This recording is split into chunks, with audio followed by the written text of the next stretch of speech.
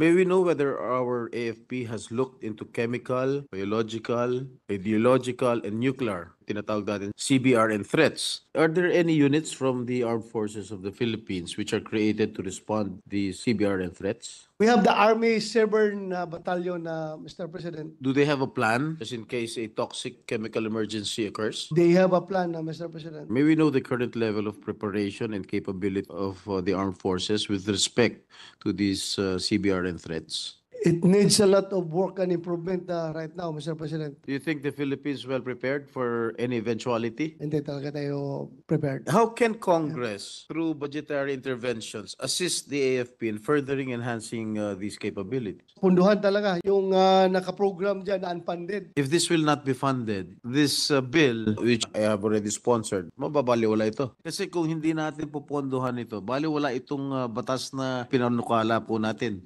Yeah, I agree, Mr. President.